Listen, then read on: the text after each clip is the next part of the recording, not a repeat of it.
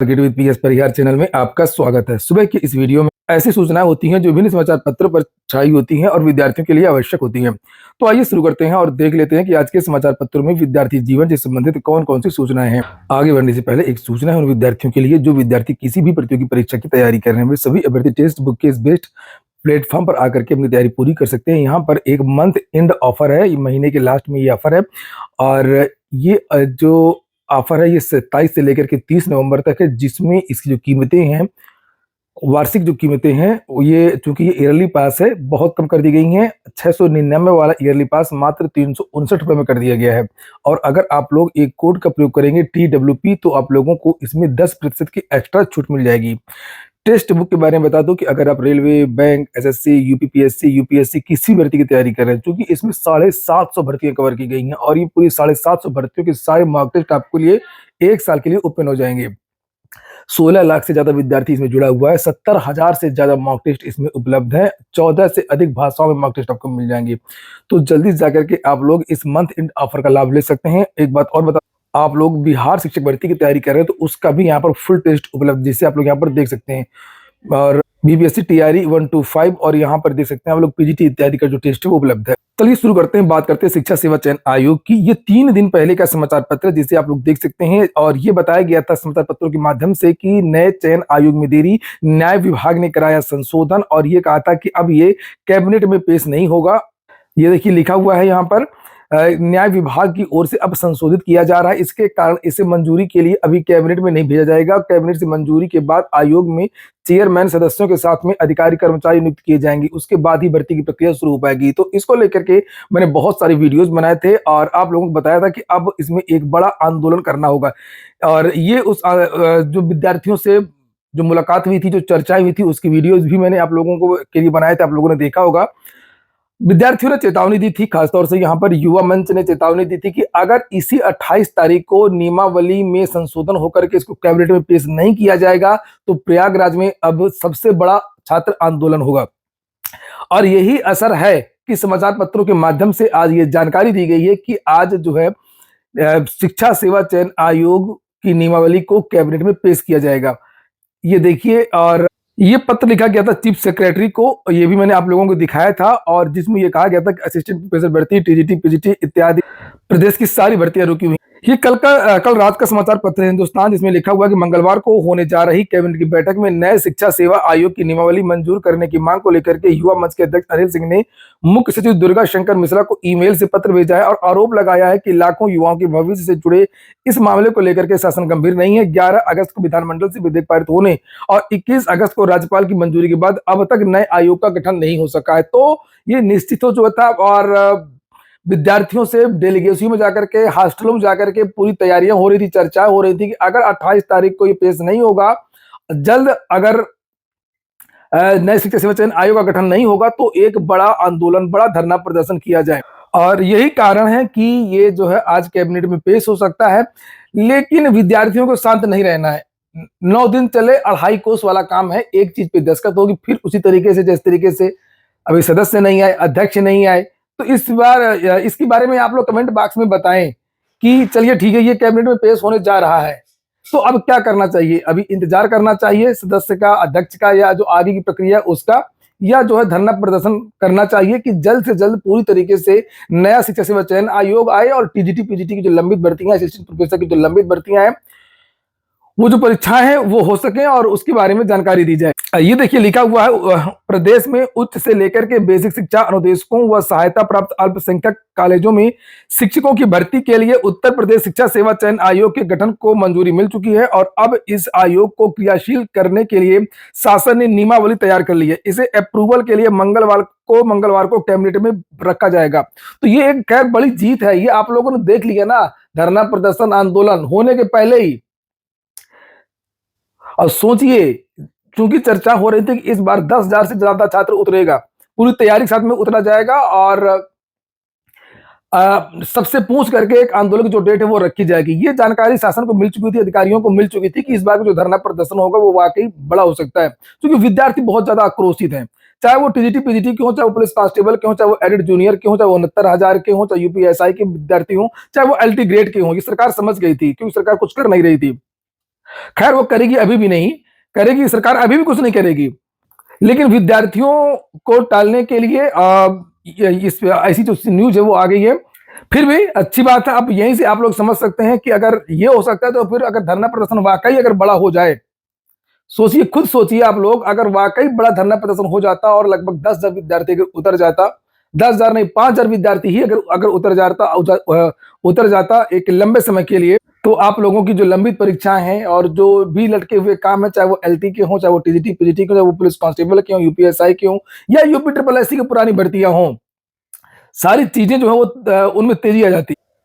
तो यहाँ पर लिखा है कि आयोग की नियमावली पर मुहर लगने के बाद इसके गठन से जुड़ी अन्य प्रक्रिया को शुरू करने का रास्ता साफ हो जाएगा।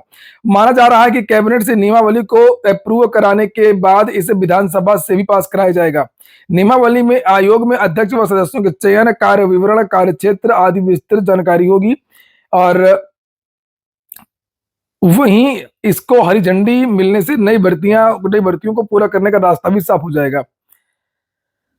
समूह घाट के कर्मियों का होगा समायोजन और इन बातों से खैर कोई मतलब नहीं है। और तो अभी भी एक डर है कि ऐसा ना हो कि यूपी ट्रिपल एससी के तहत आप लोग देख सकते हैं पहले ड्राफ्ट को लेकर के कितना समय लगा, उसके बाद में फिर जब ड्राफ्ट को कैबिनेट ने पास कर दिया तो उसके बाद में राज्यपाल के पास होने में कितना समय लगा, जब वो चीजें हो गई तो फिर न्याय विभाग में कितनी देरी हुई, 2 बार संशोधन करना पड़ा। अब नियमावली बन गई है तो देखिए कैसे कैबिनेट में पास होता है या नहीं पास होता है। अगर पास हो जाएगा तो कितने दिन में ये अभी कैबिनेट में जाएगा, कैबिनेट में जाने के बाद में फिर अभी इसमें अध्यक्ष और सदस्य आएंगे। तो आप लोग बताइए कि अब क्या होना चाहिए। अगली सूचना है एडेड माध्यमिक विद्यालयों की ही है। प्रधानाचार्य के 1688 पद खाली हैं। लिखा प्रदेश भर में 4512 अशासकीय सहायता प्राप्त माध्यमिक विद्यालयों में से 1688 में स्थायी प्रधानाचार्य नहीं है। यह आंकड़ा 2020-21 का है। यहाँ पर आगे लिखा है कि हर वर्ष 100 से अधिक प्रधानाचार्य सेवानिवृत्त हो रहे हैं। पद रिक्त होने के बावजूद भर्ती की जो प्रक्रिया है वो नहीं अपनाई गई है। माध्यमिक शिक्षा निदेशालय से अधियाचन भेजने में भी लापरवाही बरती गई है। चयन बोर्ड उसमें क्या करे, चयन बोर्ड का अस्तित्व समाप्त हो गया है और जब अधियाचन पहुंचा था उसके बाद से वह निष्प्रभावी हो गया। तुम सदस्य नहीं थे, वो पंगु हो गया था। एक वर्ष से भी एक भी सदस्य नहीं है। बाप प्रधानाचार्य की नहीं है। प्रदेश में जितने विभाग हैं लगभग सभी विभागों में बहुत सारे पद रिक्त हैं। आज एक और बदलाव हो सकता है। लिखा गणित विषय वाले भी बन सकेंगे आयुर्वेद फार्मासिस्ट। कैबिनेट में लग सकती है मुहर। योगी कैबिनेट बैठक आज। डीएलएड में प्रत्येक छात्र से 5,000 अलॉटमेंट फीस ली गई थी। 1,34,00,000 फीस दी पर नहीं लिया एडमिशन। और लिखा है 70,100 सीटें डीएलएड की खाली रह गई हैं, कोई नहीं ले रहा एडमिशन। और लगभग 2,33,350 सीट हैं। विद्यार्थी समझ गए हैं कि डीएलएड करने से कोई फायदा नहीं है। प्राथमिक शिक्षक भर्ती के बारे में सरकार ने क्लियर ही कर दी है कि हमारा अनुपात समानुपात बराबर है और यही कारण है कि यहाँ पर कोई एडमिशन नहीं ले रहा, जबकि प्राथमिक में केवल अब बीएड बाहर हो चुका है और केवल डीएलएड ही रहता है। 69,000 शिक्षक भर्ती के विद्यार्थी जो ओबीसी एससी इत्यादि हैं आरक्षण पीड़ित और उनके बारे में है। लेकिन अभ्यर्थियों ने ओम प्रकाश राजभर से का घेरा घर कहा न्याय दिलाइए। चूंकि ये जब बीजेपी में नहीं थे, समाजवादी पार्टी में जब शामिल हुए थे तब ये इनका मुख्य मुद्दा यही भर्ती थी। 69,000 ही था और आरक्षण ही था। तो विद्यार्थियों कहना कि आखिरकार अब आप कुछ क्यों नहीं बोल रहे हैं। और कल इन्होंने विद्यार्थियों से बात भी की थी। लिखा कि उन्होंने अभ्यर्थियों को आश्वस्त किया कि विधानसभा में भी सबसे अधिक मैंने ही ये मुद्दा उठाया था, जबकि सपा समेत कांग्रेस बसपा के लोग समर्थन करना तो दूर चुप्पी साधे रहते हैं। उन्होंने अभ्यर्थियों को समझाया कि धरना देने में समस्या का समाधान नहीं होगा, हम इस मुद्दे पर मुख्यमंत्री से मिलकर के आपकी बात रखेंगे। लिखा है कि 29 तारीख को घेराव होगा, विधानसभा का साथ देंगे चंद्रशेखर। आईडीबीआई से वैकेंसी आई है 2100, उसके बारे में भी जानकारी दी गई है। यही इसी भर्ती की सूचना कल दूसरे समाचार पत्र में दी गई थी।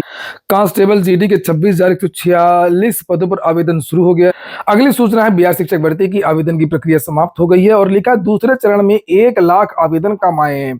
7,32,778 आवेदन भरे गए हैं। कुल 8,26,000 अभ्यर्थी पहले चरण में थे। माध्यमिक उच्च माध्यमिक के लिए इस बार अधिक आवेदन आए हैं। चूंकि पिछली बार लोग एस्टेट पास नहीं थे तो आवेदन ही नहीं कर पाए थे और यही कारण था कि लगभग 70,000 से ज्यादा सीटें हैं वो रिक्त रह गई थी। लिखा है शिक्षक नियुक्ति के दूसरे चरण में करीब 1 लाख कम अभ्यर्थियों ने आवेदन किया है और दूसरे चरण के लिए पंजीयन से आवेदन तक की जो तिथि है वो समाप्त हो गई है।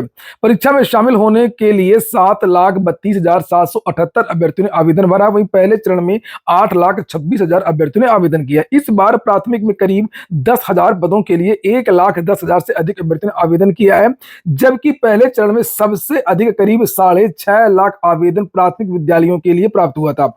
इस बार मध्य के लिए अधिक आवेदन आए, चूंकि इस बार प्राथमिक में पद कम है, लगभग 10,000। इसमें पदों की संख्या लगभग 32,000 है और इस बार इसमें डीएलएड बीएड वाले दोनों को मौका दिया गया है और इस वजह से आवेदन करने वाले अभ्यर्थियों की सबसे अधिक भीड़ इसी में है। मध्य मतलब कक्षा 6 से 8 तक के जो विद्यालय के अध्यापक होते हैं उनकी बात हो रही है।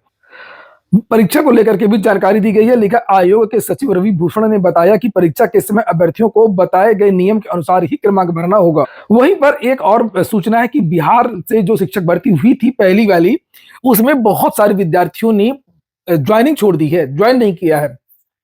1,79,000 पदों के लिए विज्ञापन जारी हुआ। 1,22,000 या 20,000 के आसपास परिणाम जारी हुआ और उसके बाद में 20,000 विद्यार्थियों ने छोड़ दिया। 8 से 10,000 विद्यार्थियों को बाहर किया गया, ज्वाइन हुए। तो लगभग 28,000 से 30,000 विद्यार्थी जो है उन्होंने ज्वाइन ही नहीं किया, सिलेक्ट होने के बाद ज्वाइन नहीं किया। तो ये देख सकते हैं, बिहार लोक सेवा आयोग द्वारा चयनित 88,000 शिक्षकों के स्कूल में योगदान दिए जाने की रिपोर्ट जिलों ने शिक्षा विभाग को भेज दी है। ये सभी शिक्षक स्कूलों में बच्चों को पढ़ाना शुरू कर दिए। तो 1,70,000 पदों पर भर्ती थी और केवल 28,000 ने ही ज्वाइन किया है। और लिखा कि जिन्होंने ज्वाइनिंग नहीं ली है उनकी संख्या 28,800 है। ये देखिए, और अगर ये ज्वाइन नहीं करते हैं, अभी थोड़ा सा और समय दे दिया गया है उनको। लिखा है कि ये देखिए 3 बार डेट बढ़ाई गई है, पहले 21 तारीख थी, फिर 25 की गई है और अब इसको बढ़ा करके 30 नंबर कर दिया गया। ये देखिए, पहले 26 तक थी, अब ये 30 नंबर तक कर दिया गया। तो थोड़ा सा मौका और दिया गया कि भाई जिन्हें ज्वाइन करना हो ज्वाइन कर लें। यूपी ट्रिपल एस अब खुलेगा, अभी तक छुट्टियां थी इसीलिए आप लोगों को नए नोटिस वगैरह देखने को नहीं मिली है और अब आपको कुछ नोटिस देखने को मिलेंगी। नई भर्तियों के विज्ञापन भी आप लोगों को जल्द देखने को मिलेंगे, लेकिन वो अगले महीने से मिलेंगे। और अभी जो नोटिस जारी होंगी वो कुछ पुरानी भर्तियों को लेकर के नोटिस जारी हो सकती है, खासतौर से मंडी परिषद इत्यादि को लेकर के। ये हो गया आज का वीडियो। पूरा वीडियो सुनने के लिए बहुत बहुत धन्यवाद। और हाँ, नए शिक्षा सेवा चयन आयोग के आंदोलन धरना प्रदर्शन के बारे में आप लोग अपनी राय अवश्य रखें। पूरा वीडियो सुनने के लिए बहुत बहुत धन्यवाद।